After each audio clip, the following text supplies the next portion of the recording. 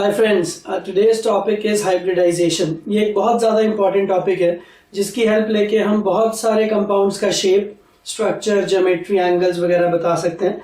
तो let's see. Hybridisation एक hypothetical concept है, पर फिर भी हमें इसको पढ़ना तो बहुत ज़रूरी है। हाइब्रिडाइजेशन समझने के लिए पहले एक छोटा सा कॉन्सेप्ट समझते हैं। The concept is steric number. Steric number क्या होता है? Steric number is number of sigma bonds plus lone pairs present on central atom. जैसे मैं आपको कुछ एग्जांपल्स देता हूं। लेट्स सपोज हमें बोला गया मीथेन CH4। तो मीथेन का पहले आपको लुईस स्ट्रक्चर बनाना पड़ेगा। बहुत ही सिंपल है। कार्बन के आउटर मोस्ट शेल में 4 इलेक्ट्रॉन्स होते हैं, 1 2 3 4। तो 4 हाइड्रोजन इधर से आए तो एक बॉन्ड ये बना, दूसरा बॉन्ड ये बन गया, तीसरा बॉन्ड ये बन गया, चौथा बॉन्ड ये बन गया। ठीक है, ये भी एक सिग्मा बॉन्ड है, ये भी सिग्मा, ये भी सिग्मा, ये भी सिग्मा। तो हमें ये देखना है कि इस कंपाउंड का सेंट्रल एटम कौन है? कार्बन। कार्बन के ऊपर कितने सिग्मा बॉन्ड्स हैं? 1 2 3 4। तो इसका अगर स्टेरिक नंबर हम लोग निकालें तो steric number is sigma bonds of 4 plus carbon के ऊपर कोई भी लोन पेयर हमें नहीं दिख रहा है, तो दैट इज 0, दैट इज 4। तो ऐसे किसी भी कंपाउंड का हम स्टेरिक नंबर निकालते हैं। Let's take one more example. Let's suppose ammonia. तो नाइट्रोजन 1 2 3 4 5। नाइट्रोजन के आउटर मोस्ट शेल में 5 इलेक्ट्रॉन्स होते हैं, तो 5 के साथ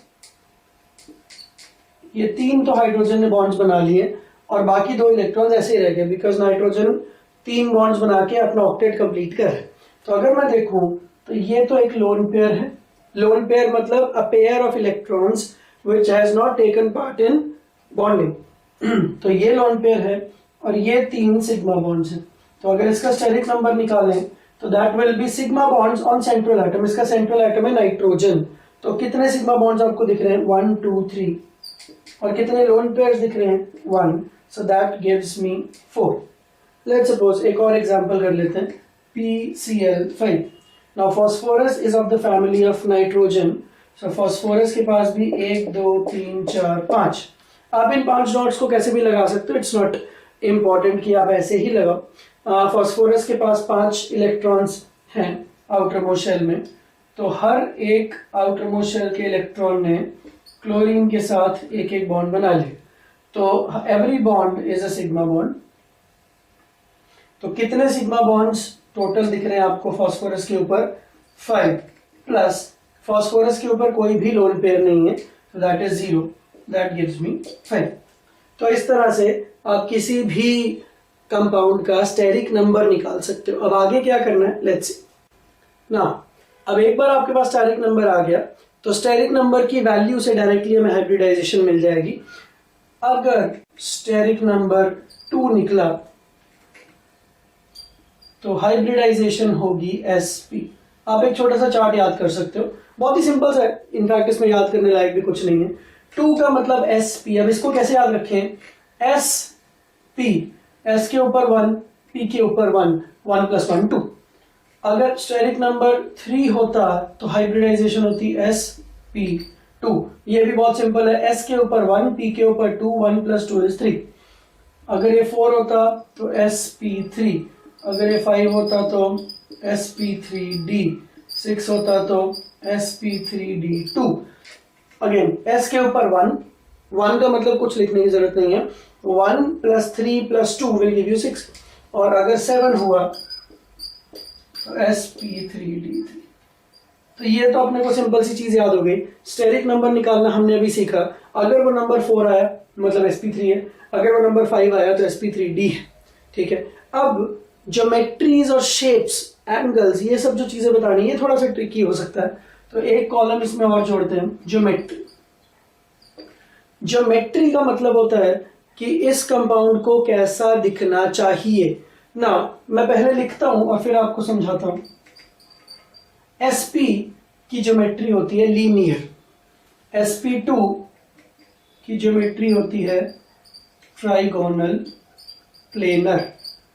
sp3 की ज्योमेट्री होती है टेट्राहेड्रल, sp3d की ट्राइगोनल, बाईपिरामिडल, इसको शॉर्ट में TBP स्ट्रक्चर भी बोलते हैं। sp3d2 इज स्क्वायर बाईपिरामिडल, इसको शॉर्ट में SBP भी बोलते हैं। अब अगर ये ट्राइगोनल बाईपिरामिडल है, फिर स्क्वायर आया और फिर आएगा पेंटागोनल बाईपिरामिडल, जिसको शॉर्ट में हम PBP बोलते हैं। अब इसके पीछे का कॉन्सेप्ट समझते हैं कि ये ज्योमेट्रीज कहाँ से आई। आप चाहो तो इसको रट भी सकते हो, बट फिलहाल हम इसको समझने की कोशिश करते हैं। sp का मतलब एक s ऑर्बिटल और एक p ऑर्बिटल, इन दोनों की मिक्सिंग हुई। हाइब्रिडाइजेशन का मतलब होता है मिक्सिंग, तो इन दोनों की मिक्सिंग हुई और मिक्सिंग होने के बाद दो हाइब्रिडाइज्ड ऑर्बिटल्स पैदा हुए। हाइब्रिडाइजेशन थियरी का एक बहुत इंपॉर्टेंट पॉइंट है, the number of hybridized orbitals formed is equal to the number of pure orbitals taking part in hybridization. हम इसको बहुत ही सिंपल तरीके से समझते हैं। सिंपल सी बात, एक s है एक p है, तो टोटल कितने लोग हैं? 2। तो दीज आर 2 ऑर्बिटल्स, ये दोनों एक ही सेंट्रल एटम के ऑर्बिटल हैं। अगर ये एक ऑर्बिटल ऐसा और दूसरा ऑर्बिटल ऐसा, ऑर्बिटल एक ऐसी जगह होती है, orbital is a 3 dimensional space where electrons stay, बिल्कुल सिंपल शब्दों में। तो यहां इन दोनों जगह पे इलेक्ट्रॉन्स आने वाले हैं। अब ये इलेक्ट्रॉन्स आपस में एक दूसरे की रिपल्शन करेंगे, तो रिपल्शन को मिनिमाइज करने से स्टेबिलिटी मैक्सिमाइज हो जाएगी। So every compound wants to be stable. Stability achieve करने का तरीका क्या है? रिपल्शंस मिनिमाइज करो। तो अगर ये दोनों इस तरह से रहने लग जाएं तो रिपल्शंस मिनिमम हो जाएंगी, और अगर ऐसा हुआ तो इन दोनों के बीच का एंगल कितना हो जाएगा? 180 डिग्री, और मैं इसको लीनियर बोल सकता हूं। तो इसलिए sp का ज्योमेट्री होता है लीनियर। अगर sp2 की बात करें, sp2 का मतलब एक s और 2 p, दैट इज टोटल 3 लोग हैं। तो अगर 3 लोग, जहां तीनों में इलेक्ट्रॉन्स आने वाले हैं, अगर मैं आपको एक ऑप्शन दूं कि आप जैसे चाहो इनको अरेंज करो, but the stability should be maximum and the repulsions should be minimum, तो आप इनको कैसे अरेंज करोगे? You will arrange these like this. इन तीनों के बीच का एंगल कितना रखोगे आप? 120 डिग्री ईच। 120, 120, 120, टोटल हो गया 360। तो ये जो शेप होती है, इसका नाम है ट्राइगोनल प्लेनर। ट्राइगोनल मतलब ट्राइंगल, और प्लेनर मतलब इस प्लेन में।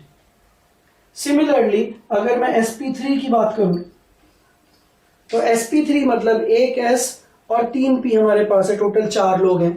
तो 4 लोगों को अरेंज करने के तरीके बहुत सारे हो सकते हैं। It can be a square, कि सेंट्रल एटम ये है और आपने एक ऑर्बिटल यहाँ, एक यहाँ, एक यहाँ और एक यहाँ रख दिया।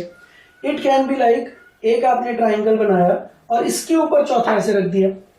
तो out of all the possibilities, there are thousands of possibilities in which you can keep 4 orbitals together, but the possibility which is found to be most stable is tetrahedral. I'll just show you with the help of some pens कि tetrahedral exactly कैसा दिखता है। Here I have 4 pens, pencils and pens I must say.